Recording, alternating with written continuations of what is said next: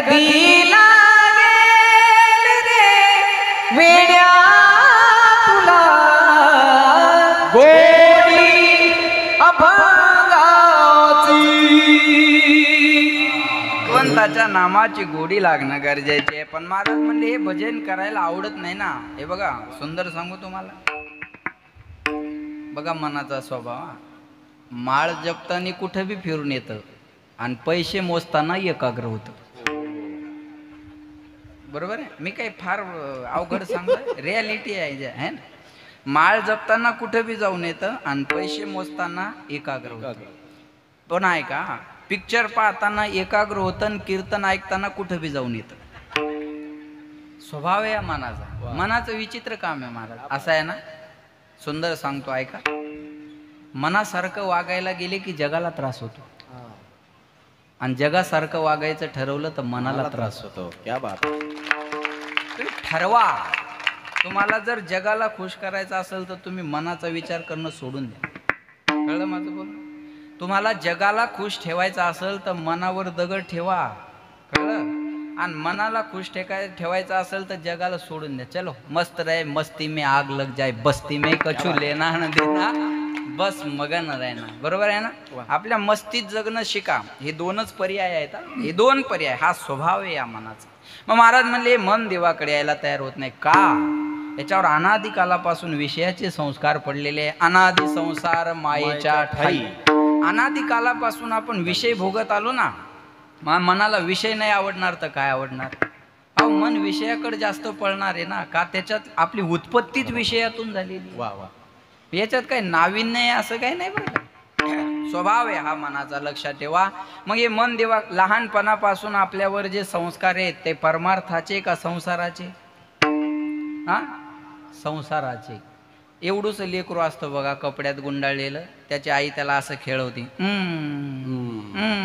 तुला मामाची पोरगी बायको करायची. अरे त्याला अजून शब्दाची भाषा कळना. मग लहानपणापासून ते आता 1 वर्षाच्या लेकराला बायको कळत असते का. होय माय.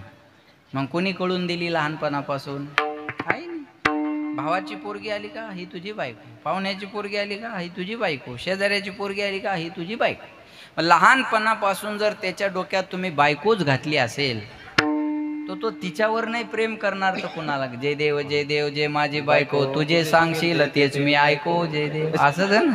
बरोबर आहे. मग ते बायकोचं नाही ऐकणार तर कुणाचं ऐकणार. मग दोष त्याचा आहे का आपला आहे. एका आईनं लहानपणी पोरावर संस्कार दिले. हे हिंदवी स्वराज्य व्हावं ही वा श्रींची इच्छा.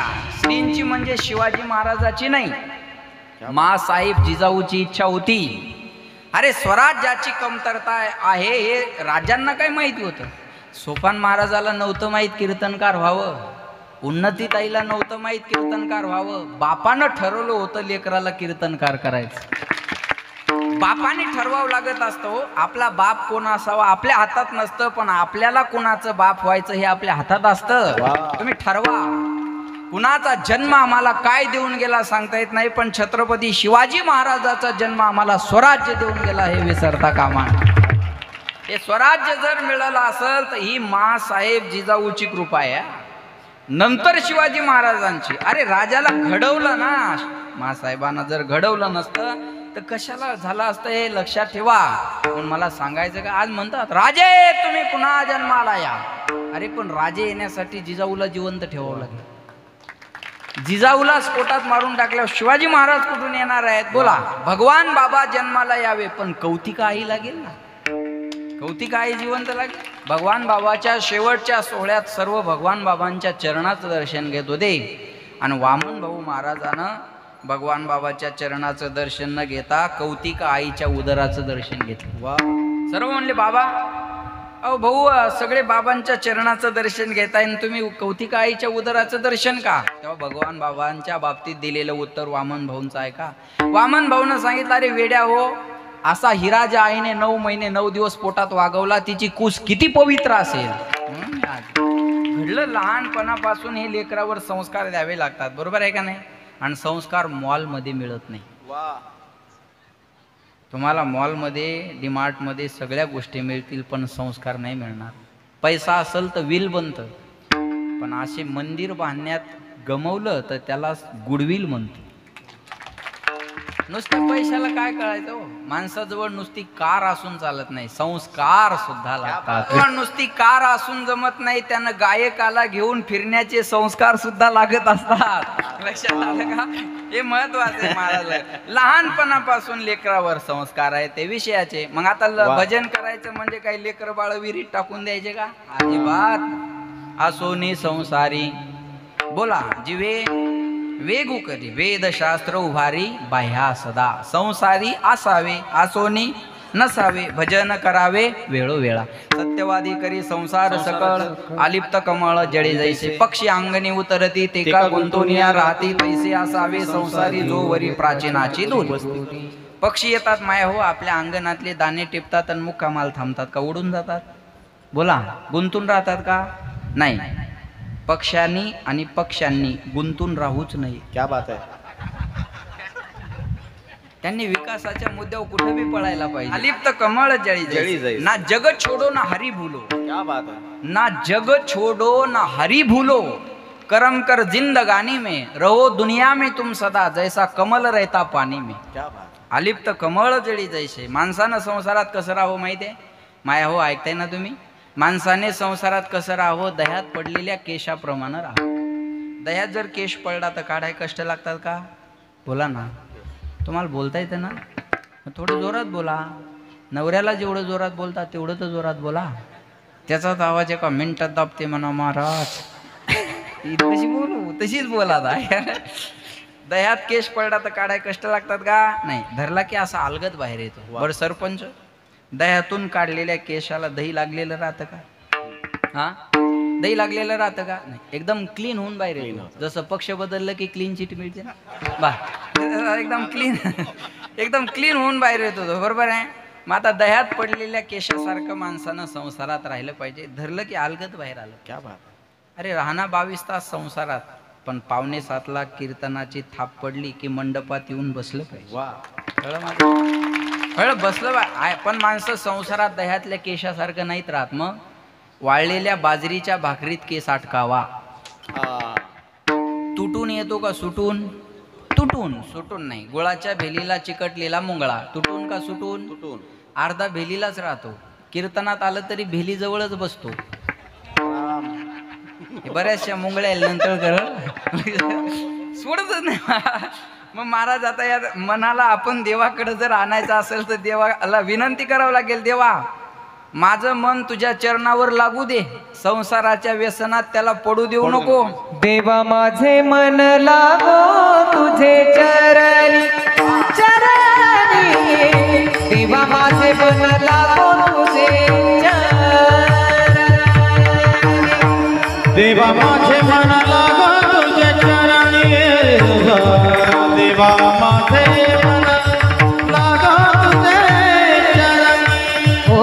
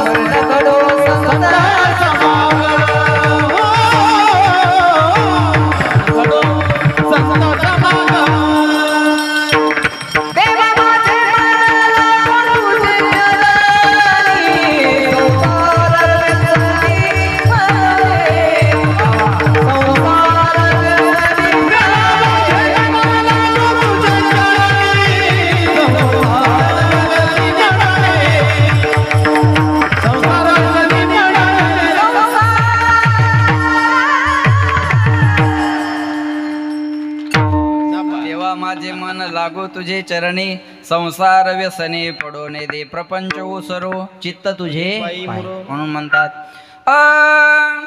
राधे राधे राधे बोल मना, तन का क्या पता. राधे राधे राधे बोल मना, तन का क्या यायचंय पण हे मन देवाकडे येत नाही. पहिलं कारण विषयाचे संस्कार आणि दुसरं कारण या मनाला बंधनं आवडत नाही. आज बंधनं नको आहेत कोणाला का? सासूचं सुनेचं पटत नाही का? त्याच्या काय मंत्रिमंडळाचा विस्ताराचा वाद आहे? बोला. काय पक्षचिन्हाचा वाद आहे का? लोकसभेच्या तिकिटाचा वाद आहे का? आरक्षणाचा चेंडू यांच्या दालनात आहे? सासूचं सुनेचं पटत नाही का? एका वाक्यात उत्तर देता येईल. सासूला वाटतं सुनेनं बंधनात राहावं आणि सुनेला वाटतं हिनं मला मोकळं जगू द्यावं. बस एवढाच वाद आहे. सगळ्या भांडणाचं कारण जर शोधलं तर हेच मिळेल. सासूला वाटतं मी जसा पदर घेते तसं माझ्या सुनेनं बी घ्यावा. बरोबर आहे. मी जसं मोठं कुंकू कपाळावर लावते तसं माझ्या सुनेनं बी लावावं. आता मोठं कुंकू कपाळावर लावण्यामागं काय रिझन आहे? काही नाही भाऊ, जेवढं मोठं कुंकू कपाळावर असतं तेवढं मोठं माझ्या धन्याचं आयुष्य असावं. त्याचा मागचा भाव सरळ सरळ आहे. जेवढं मोठं कुंकू तेवढं मोठं माझ्या धन्याचं आयुष्य असावं. आता धनी एवढा बारीक करून ठेवला. धनी दुर्बिणीनं पाहावं लागतो हाय का नाही. बरं त्या धन्याचे एवढे हाल आहे महाराज. आंघोळ करताना भिंतीला, डोकं विचारताना आरशाला, साड्या काढताना कपाटाला. त्या धन्याला इज्जतच ठेवली नाही बाया. बरं काही ठिकाणी तर धनी बी मॅचिंगचा केलाय. तुम्ही शहरात जर गेलात तर तुम्हाला मॅचिंगचा धनी सापडेल. म्हणजे जशी साडी तसाच ब्लाऊज, जसा स्कार्फ तशी सँडल आणि तशीच टिकली लावतात बाया. मी पाहिलं म्हणून बोलतो. मी असं काही थोतांड बोलणार नाही. बरं आता मॅचिंग करायची जर हौसच आहे ना तुम्हाला तर स्वभावाची मॅचिंग करायला शिका. चाल तिथं घर आपलं, माणसं आपली होतील. बरोबर आहे ना? बरोबर आहे. एखादी स्त्री दिसायला सुंदर असेल तर एखादा पुरुष तिच्या प्रेमात पडेल. एखादा पुरुष दिसायला सुंदर असेल तर एखादी स्त्री त्याच्या प्रेमात पडेल. पण तुमचा स्वभाव सुंदर असेल तर जग तुमच्या प्रेमात पडेल. मॅचिंग करायची. आता आम्हाला मॅचिंग कोणाला आवडत नाही महाराज? आवडते ना. परवा मी एका लग्नात गेलो आमच्या मित्राच्या आणि त्याची म्हातारी आजी रुसून बसली.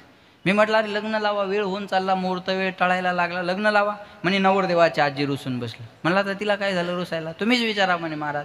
मी गेलो म्हणलं काय झालं रुसायला? काय नाही म्हणे महाराज, पोरायनं साडी राणी कलरची आणली, ब्लाऊज पीस दुसराच आणला, मॅचिंग होईना. म्हणलं तुला या वयात काय करायचं डंगरे मॅचिंग? हा नाही म्हणे मला का जीव नाही काय? जे घरडं दे सांगतो सरळ सर, मला का जीव नाही काय म्हणे. एका पोराला म्हणलं जाय बुवा आण राणी कलरचा मॅचिंगचा ब्लाऊज पीस. एका पोरानं आणला माझ्याकडे दिला. म्हणे महाराज घाला तिच्या मड्यावर. असंच म्हणतात बरं का तिथं, घाला तिच्या मड्यावर. असं म्हणलं हे घ्या राणी कलरचा ब्लाऊज पीस. म्हातारीच्या चेहऱ्यावर हसू आलं. म्हणलं झाली का मॅचिंग आता? म्हणे हो महाराज, राणी कलरची साडी आणि राणी कलरचा ब्लाऊज पीस. म्हणलं पांढऱ्या केसाला शेंदूर लावती का आता? काहीतरी लिमिटेशन आहे की नाही? प्रत्येकाला प्रत्येकाची लाईफ जगायची आहे. कुणाला बंधनात राहायला आवडत नाही महाराज. लोक खेड्यात राहणं पसंत करत नाहीत का? खेड्यात एकमेकाच्या लाईफ मध्ये लोक इंटरफेअर करतात म्हणून लोक शहरात राहणं पसंत करतात. लक्षात आलं का? कुणालाच त्रास नकोय. आज कंपनीचे जास्त फोन यायला लागले तर आपण डू नॉट डिस्टर्ब मेसेज करतो कंपनीला, तुमचे फोन मेसेज मला आले नाही पाहिजे. प्रत्येकाला प्रत्येकाची लाईफ जगायची आहे. बंधनं आज कुणालाच नकोय. आणि परमार्थ म्हणलं की बंधन आहे. माळ घालणं पहिलं बंधन. माळ घातली पाहिजे, गंध लावला पाहिजे. आता हे बंधन आवडतील का? काही म्हणतात आमची मनाची माळ आहे. मनाचा आणि पोत्याचा हिशोब इथं जमत नाही. एखादी बाई म्हणली मी सगळं काम करते तुमचं पण मंगळसूत्र घालणार नाही, जमत? तुमच्या गळ्यात सोन्याची चेन असेल तर चोराचं लक्ष तुमच्यावर जाईल, पण गळ्यात तुळशीची माळ असेल तर पांडुरंगाचं लक्ष तुमच्यावर जाईल. एवढी ताकद आहे त्या माळीमध्ये, लक्षात ठेवा. म्हणून तुळशी माळ गळा, गोपी चंदन टिळा. अरे मी काही लई मोठा माणूस नाही हो, पण सकाळी आमदार अर्धा तास थांबले माझ्या कीर्तनाला. ते म्हणले म्हटलं जा तुम्ही, तुम्हाला वेळ होत नाही हो म्हणे महाराज, तुमचं दर्शन झालं तरी बाजार. म्हणजे मी हे उदाहरण का देतो? आम्ही काही एवढे मोठे आहे का? आमदार खासदार आमच्या पायाजवळ जर बसत असतील तर आमच्याजवळ आहे काय? वा, काही फारसं मोठं शरीरही नाही, फारशी मोठी संपत्तीही नाही, फारसं मोठं वैभव जमीन जुमला असं पण काही नाही. आमच्याजवळ थांबण्याचं आणि आमच्या पायावर डोकं ठेवण्याचं कारण एकच आहे, आमच्या गळ्यात माळ आहे. बाकी काही ताकद आहे माळीमध्ये. या माळीमध्ये ताकद आहे. केवढ्याही माणसाला झुकवण्याची ताकद माळीमध्ये आहे. लक्षात ठेवा बरं का. म्हणून आता हे बंधनं नको आहेत कोणाला. आज नको वाटतं बंधनं कोणाला. मग हे दुसरं कारण. आणि तिसरं कारण, एकदा मन देवाकडे गेलं की देवाचंच होऊन जातं. देव पहावया गेलो, येताना दुसऱ्याची चप्पल घेऊन आलो, हा तिथे देवाची होऊन ठेलो. हा मनाचा स्वभाव. महाराज म्हणले माझ्या प्रयत्नानं हे मन तुझ्याकडे यायला तयार होत नाही देवा. मग तुझं भजन करत असताना माझं मन तुझ्या स्वरूपाच्या ठिकाणी कसं राहिलं पाहिजे? पुत्राची